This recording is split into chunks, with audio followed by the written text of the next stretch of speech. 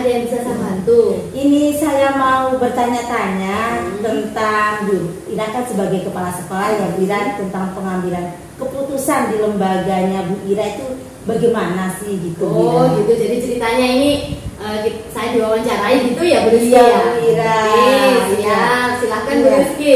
Ini Bu Ira, bagaimana Bu Ira ini mengidentifikasi kasus-kasus yang merupakan dilema etika atau bujukan moral?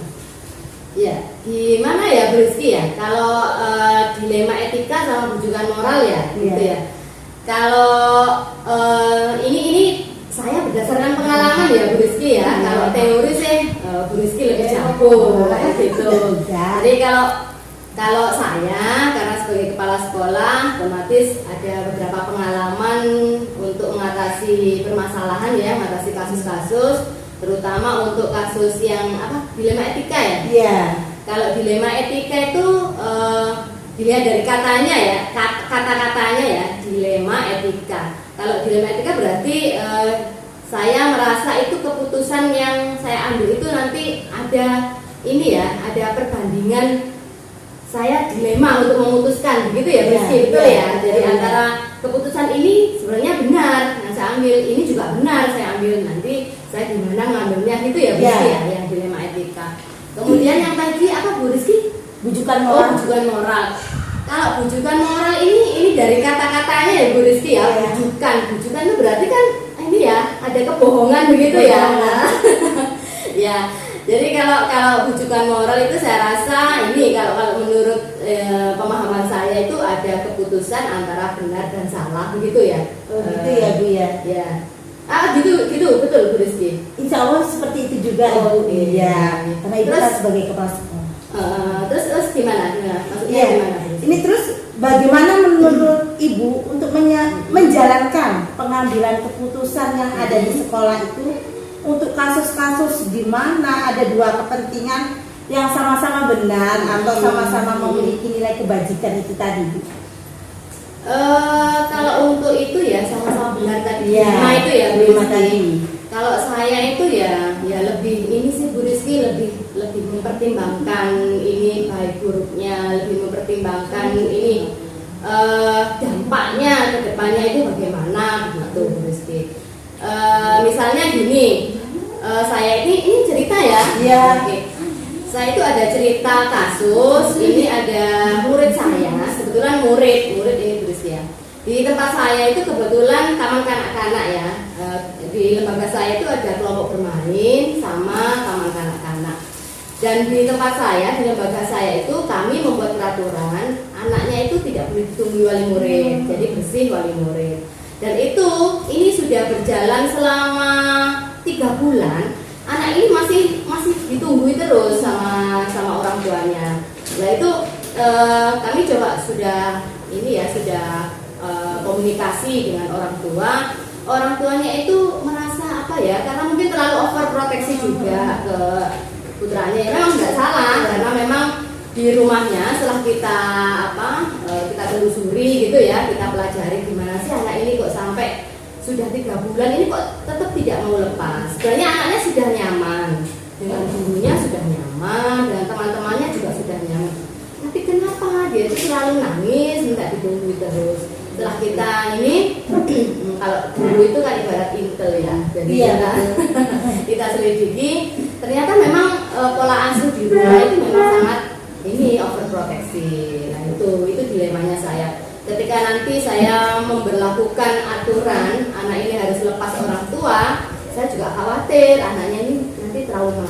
Ini jangka panjangnya dia nanti trauma, tidak takut sekolah dan sebagainya. Kalau ini saya izinkan untuk tetap menunggu, itu saya juga dilema. Nanti saya juga diprotes dengan wali murid yang lain, dan juga tentunya juga akan berdampak ke anak didik saya, murid saya. Jadi murid-murid juga yang biasanya pintar sudah lepas, akhirnya lihat temannya yang ditunggui, akhirnya juga merasa pingin juga. Iya. Memang sulit ya Ibu ya, karena kalau kita berhadapan dengan anak kecilnya. Ya. Kemudian langkah atau prosedur seperti apa yang biasanya Ibu lakukan selama ini? Ya ini sih itu tadi balik lagi pertimbangan Bu Rizky ya, pertimbangan ketika nanti saya mengambil keputusan ini, apakah nanti dampaknya ke depan itu apakah nggak malah lebih buruk begitu ke anaknya, juga ke orang tuanya juga, dampak psikisnya begitu. Di lain sisi saya juga harus mempertimbangkan ini anak-anak saya, kalau ini tetap kita biarkan, apakah nanti tidak mempengaruhi ini anak-anak yang lain juga gitu. Jadi tetap ada pertimbangan sih Bu Rizky, baik buruknya gitu gimana, dampak jangka panjangnya nanti efeknya gimana. Tetap kita juga komunikasi juga sama orang tua. Karena itu harus peran penting juga komunikasi betul. Dengan orang tua. Kemudian hal-hal apa saja yang selama ini sudah Bu Ira anggap efektif dalam pengambilan keputusan pada kasus-kasus dilema etika ini?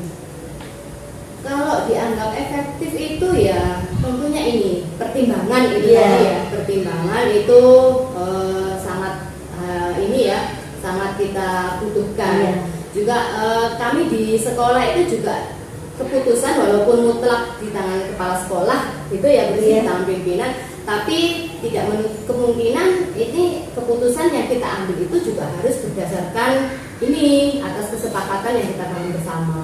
Jadi saya di sekolah juga ada tim kan, ada tim guru saya. Ini saya juga punya atasan, punya yayasan. Karena kita buat aturan itu kan juga berdasarkan keputusan bersama. Jadi tetap saya juga pertimbangan, minta pertimbangan juga ke guru-guru saya, ke guru kelas saya, guru-guru kelas-kelasnya itu. Terus kemudian ke yayasan selaku pimpinan saya. Gitu. Ternyata komunikasi itu penting. Iya betul. Kan dalam dilema etika ini. Iya betul. Jadi kita intinya itu tidak gegabah begitu ya. Harus benar-benar ini benar-benar memikirkan betul-betul ini dampaknya gitu. Ya. Terus itu Bu Ira, hal-hal apa saja selama ini merupakan tantangan dalam pengambilan keputusan pada kasus-kasus tersebut yang merupakan tantangan? Kalau tantangannya sih ya itu tadi karena kita dilema ya. Tantangan kita ketika ini berhadapan dengan wali murid yang lain itu, ketika kita ada rasa ini ya kemanusiaan gitu ya, karena kita nanti ketika kita membiarkan orang tuanya untuk menunggu selama jeda waktu 3 bulan tadi, itu kita memberi toleransi itu ya, memberi toleransi. Tantangan kita itu menjelaskan ke wali murid yang lain gitu. Bu, ini kok diperbolehkan menunggu sementara kita tidak boleh. Nah, itu tantangan kita di situ. Ya.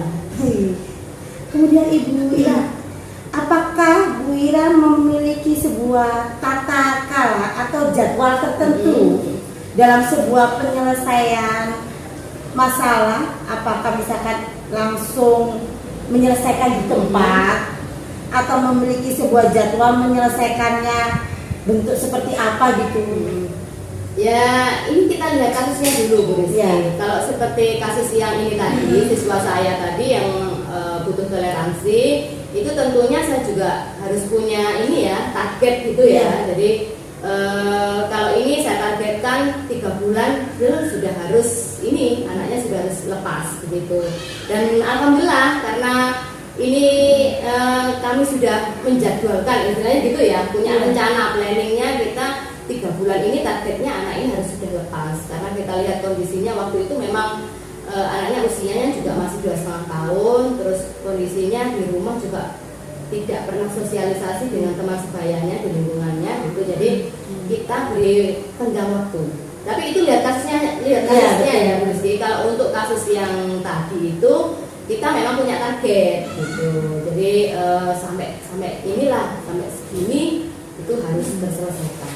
Berarti untuk target dalam kasus tersebut ya akan juga disampaikan ya kepada wali murid tersebut. Iya, betul. Jadi intinya kita sama-sama sepakat ya, mensepakati. Jadi ketika kita punya ini ya, punya target tadi untuk pengambilan keputusan itu tadi, keputusan tidak kita ambil sepihak gitu. Jadi kita tadi juga bermusyawarah ya, intinya musyawarah dengan guru-guru juga.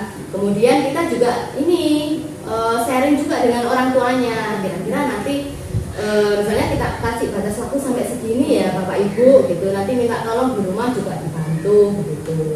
Gitu. Adakah seseorang atau faktor-faktor yang selama ini mempermudah atau membantu Bu Ira dalam mengambil keputusan pada kasus dilema etika ini?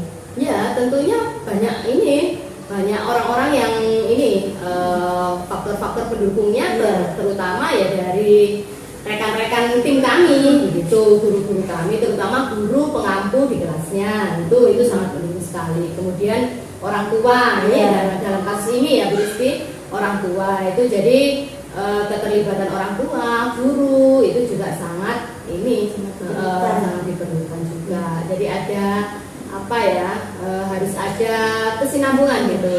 Berarti semua itu berperan penting. Betul gitu. Iya. Iya Bu Ira, dari semua hal yang telah Bu Ira sampaikan ya Bu Ira, pembelajaran apa yang dapat Bu Ira petik dari pengalaman Bu Ira untuk mengambil keputusan dilema etika ini? Gitu ya Bu Rizky. Kalau saya begini Bu Rizky, ketika kita punya aturan gitu ya, belum tentu aturan itu cocok untuk kita terapkan ke semua orang gitu. Jadi aturan itu memang berlaku untuk semua, tapi ada kebijakan-kebijakan tertentu yang nanti ada di ranahnya kepala sekolah misalnya untuk mengambil kebijakan itu.